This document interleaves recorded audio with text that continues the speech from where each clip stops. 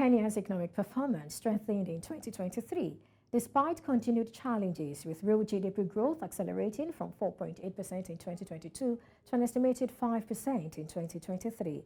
This is according to the 28th edition of Kenya Economic Update, KEU, which attributed the performance to the strong rebound recorded in some sectors of the economy. However, the report also noted that sustaining this momentum will be an uphill task for both the fiscal and monetary authorities. Well, joining me for more on this is Satchu, Africa Geo-economist and CEO, Rich Management. He joins me virtually. Thank you, Alikan, for joining me today. Good to have you on board. It's a pleasure to be with you. Thank you. Absolutely. Well, looking at Kenya's 2023 economic voyage, it started with winning optimism of a resurgent economy. And a lot of the citizens believed William Ruto's administration was going to orchestrate an economic rebound, but not many knew it was going to come at, a huge cost to them. So how would you describe Kenya's economy in 2023, looking at all of that? So I think, the GDP number you just reported was surprisingly resilient in the face of some serious pressures, mostly fiscal. I think William Ruto inherited a scenario where really we'd gorged on borrowing, spent it on infrastructure. The fiscus was under tremendous pressure to pay interest on this borrowing, and that kept pressure on the fiscus, meant taxes were increased, and meant that the perception of the economy amongst the average citizen was not positive. They felt that their income had been crimped and that the cost of living had increased. Against that, we saw strong performance, particularly in the agricultural sector, which underpinned the GDP for 2023. And the interesting thing about agriculture is that many Kenyans have a degree of agriculture because a lot of them have some land back in the village. And that performance, I think, will spill over into 2024 and help underpin the economy going forward.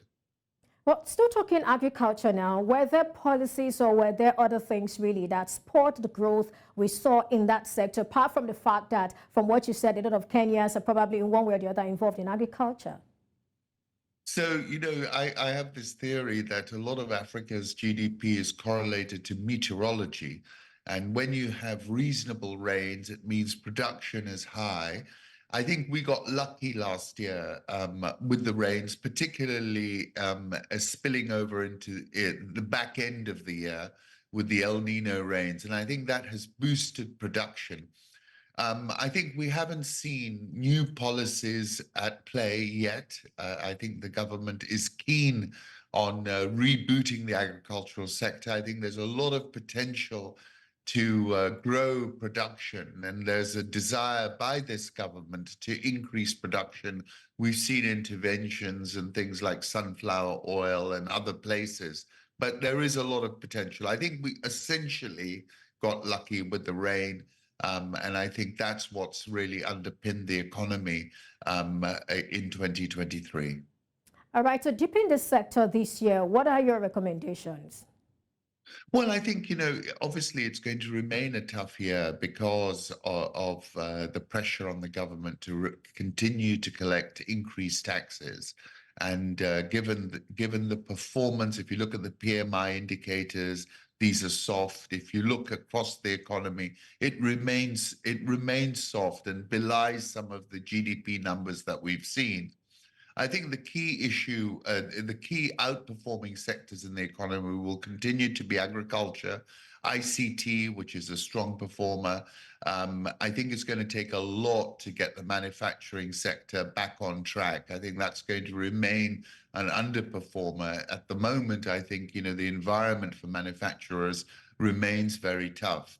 But Kenya is a resilient economy with thriving financial services sector, and therefore I expect it to be sort of 24 months of pressure on the Kenyan economy as we make our way out of these very challenging times with respect to the tax issue with respect to the debt issue. I think once we get through that, then the rebound will really start to gain traction. And that's good from the point of view of the government because it times nicely with the electoral cycle as well. I like that you've talked about the taxes. I'm going to take you on that again. Now, 2023 saw a year of elevated multiple taxes, just like you also alluded to. We witnessed the introduction of new, pay-as-you-earn, that's pay tax bands of 32.5% for income earners between 500,000 Kenyan shillings and 800,000 Kenyan shillings. I've also saw 35% for income exceeding 800,000 Kenyan shillings. Apart from that, we saw, increase in value-added tax on petroleum products, and that, of course, excludes liquefied petroleum gas from 8% to 16%. A lot of taxes on digital services, the creative industry, among others. So talk to us. These sacrifices, did they pay off? Was it even worth it? So that's a very interesting question, and it comes back to what's called the Laffer curve, which is when you increase taxes too high, your collections start to go down. And I think Kenya has, in this challenging moment, when although they've embraced all these tax increases, we're not seeing a commensurate increase in tax collection. Take fuel, for example, where we saw a sharp reduction in consumption as prices increased. So there is this challenge, and I think, the government went for the Big Bang Theory. Let's go for the higher taxes, at least get people over the sticker shock of higher numbers. But then going forward, it won't be such a shock. However, I don't think it's worked out as they expected. I think tax collections remain soft, and I think will remain soft because this is really slowing down consumption. And I think this is a phenomena we're seeing not only in Kenya. I think you saw the same thing happen in Nigeria, for example, when tax was increased on fuel. So it's a very challenging balancing act for the government. But I think the Ruto administration thought to themselves, let's go for it in one go. Let's get it over with. And we'd appreciate the fact that we might get less collection, but nevertheless, we will have set the bar higher. I think, we're at a serious pain point for the average taxpayer, and I think the government's got to consider that as well. Right. Well, Kenya is still suffering from drought, although, of course, 2023 was a good one. There was rainfall, which, of course, catalyzed what we saw in the agricultural sector. But there is drought, there is increased commodity prices, and there is also the tight global financial conditions, a situation where a good number of African countries are not able to go to the international markets to raise funds and all of that. So talk to us, were these issues major inhibitors of growth for the economy in 2023? Which of these issues do you think was a major inhibitor? So really, the drought issue was overcome by this El Nino rains, which came towards the back end of the year, and I think, have mitigated the drought problem and boosted agricultural production. So I don't see that as a major challenge. I think the major challenge really has been, as you mentioned, the debt issue. The fact that a lot of African countries, when the going was easy, borrowed heavily, invested in long-term projects which have yet to start to pay off and will not be paying off for some considerable time. And then money became much tighter with the US raising interest rates above 5%, put pressure on all the frontier and lower rated sovereign credits, predominantly Africa, which was shut out of the international debt markets for all of last year and still hasn't had those debt markets open up to them. In Kenya's specific case, Kenya was fortunate because the IMF, the World Bank, really came forward and started to do some heavy lifting on behalf of the country and basically lent quite heavily in the last 12 to 18 months to Kenya. And Kenya was able to start replacing expensive borrowing with cheaper borrowing from the multilaterals. Without that support, the problem would have been much worse. So I think Kenya played its cards well in a geo-economic sense, in that it addressed the higher borrowing costs by replacing some of that borrowing with the IMF and the World Bank, but obviously those debts will have to be repaid as well. So I see the biggest challenge for Kenya and for other parts of Africa as being predominantly a debt issue and how the debt is managed. We've seen that in many different countries, and Kenya is no exception. Let's dwell a little on debt management. How would you say, the Treasury, how would you say Kenya has been able to, effectively manage its debt? So really, I think the big story for Kenya's debt management and balance sheet management was a story about leaning into the multilaterals, the IMF and the World Bank, who both came out with large support packages to help Kenya through this time. And they did that in a noticeable manner. In terms of Kenya's further challenges, is they've had to allow the shilling to find its true value. So you saw a sharp slide in the shilling, which compounded the debt problem because a lot of our debt is in hard currency and therefore increased the amount of debt just through a currency issue. And then Kenya also had to set market interest rates. So we've seen a sharp adjustment higher in interest rates that Kenya is paying on local domestic debt. And this has its own challenges. T-bills are now nearly in the 16% area. Long-term bonds are 17 and 18%.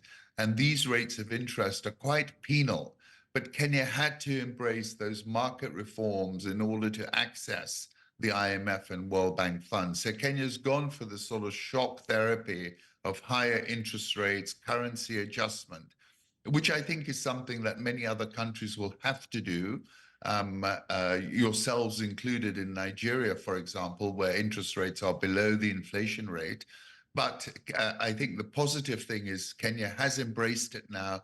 The challenge will be meeting those higher payments, but over the medium term, this is the right thing to do, I think.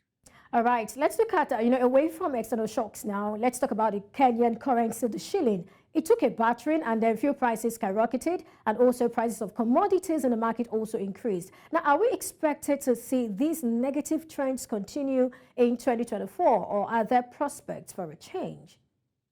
So I think with respect to the fuel price, a lot of the adjustment was via an increased VAT tax that was put on fuel. So unfortunately, as fuel prices then globally came down, Kenyans did not experience that because of the increase in the VAT rate. So that was unfortunate. So we did not see a transmission which would have boosted the economy a little bit. The fuel prices just remained at their highest that they've ever been because of the increased VAT rate. So I think that is a specific issue. And I think it's unfortunate because more than 50% of the price of fuel now is tax. And therefore, the adjustment is if global fuel prices come down, as they've been coming of late until very recently, and all the issues in the Red Sea, these prices were not being transmitted into the economy. So for now, that adjustment is unfortunately not happening. Normally, there's a good reaction as you get lower fuel prices. It tends to boost the economy. All right, still looking at that, how do you prefer maybe we strike a balance there, looking at some of the things you have mentioned now? How do we strike a balance? That's the government. It's a very difficult way forward. And I think that's why you've got so much unhappiness and contestation in the country at the moment about what's happening.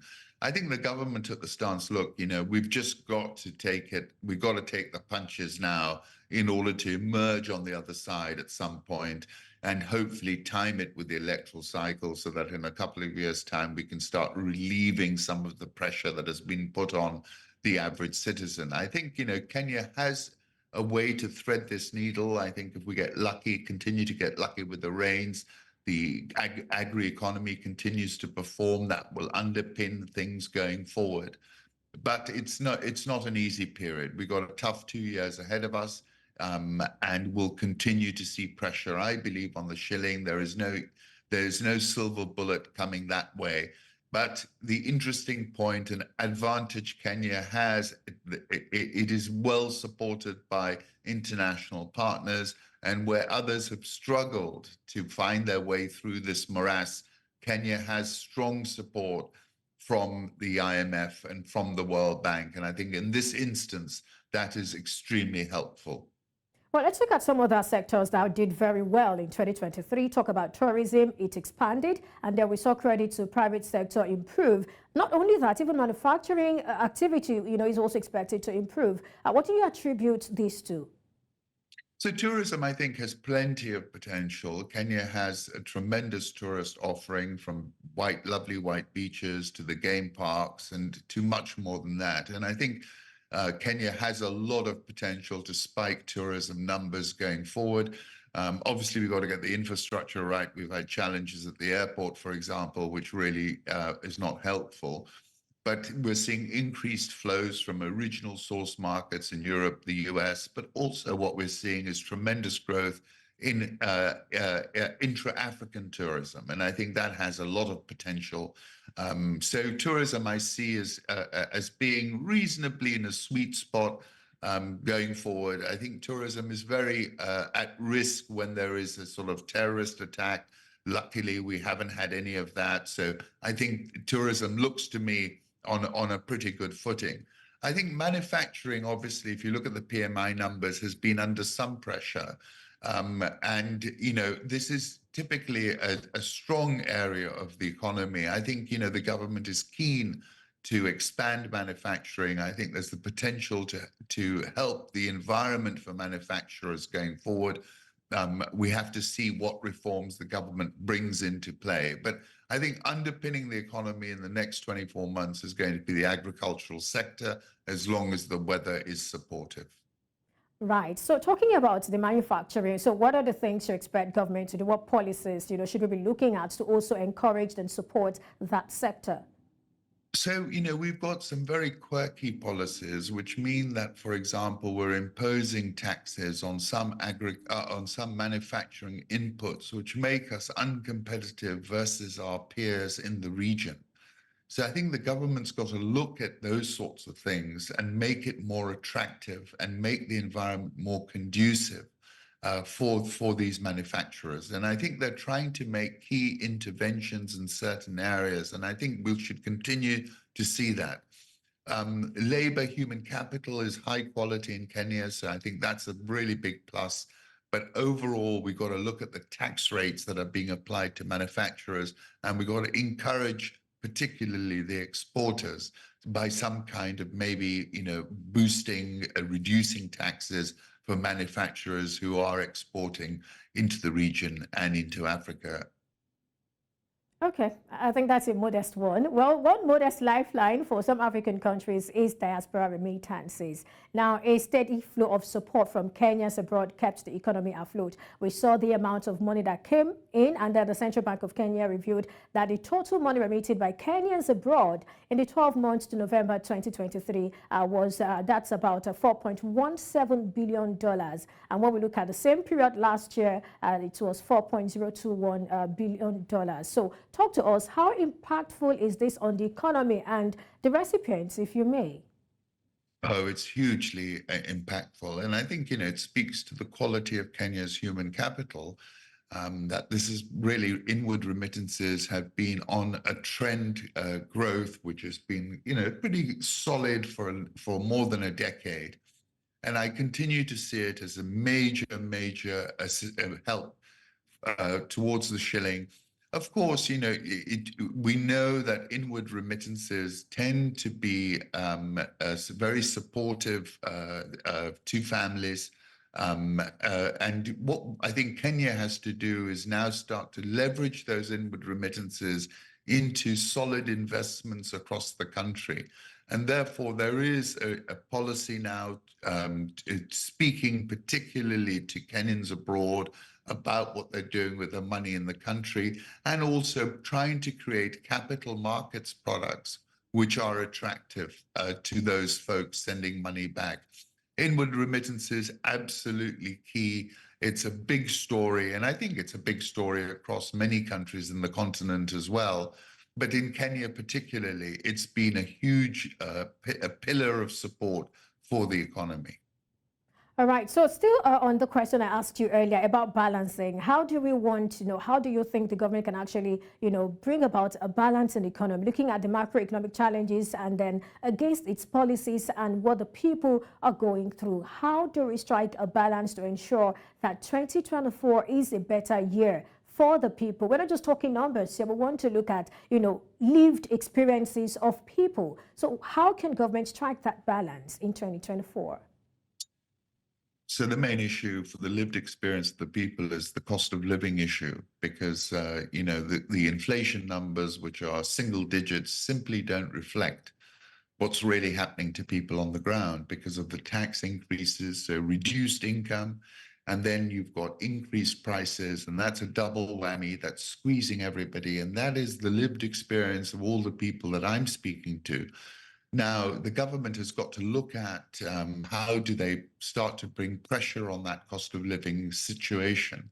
And the main way of doing that is lower food prices. And therefore, the main way to really achieve a lower cost of living is to boost agricultural production, increase the amount of the food in our cities available for our citizens. So I would think really the silver bullet for the question you've asked me is really agricultural production, increased flow of cheap food into the country from local production. I think that is the silver bullet, and I know that's one of the key pillars of this government, of this administration. And I guess you are also hoping that the rainfall will do the needful this year. But in the event that maybe we see, drought rearing its ugly head again, are there policies in place? Are there, some sort of measures to ensure that this does not affect production? It does not affect agriculture at the end of the day, seeing that it's contributing a whole lot to the GDP? Absolutely. And this is a very big challenge for the government. And, this is one of they had a program to create a lot of dams to store water, rainwater in particular. I think, if you're looking at the way forward, particularly given the more intense drought cycle that we're seeing, not only in the Horn of Africa and Kenya, but across the continent, you're going to have to look at sort of water storage in particular. So there's a strong program now to sort of store more water in the country during these periods. We still haven't done what we said we would do, but if we can execute on that plan, then I think we can start mitigating some of the risks of this boom-bust cycle we see driven by this weather cycle. So I'm keen for them to do that.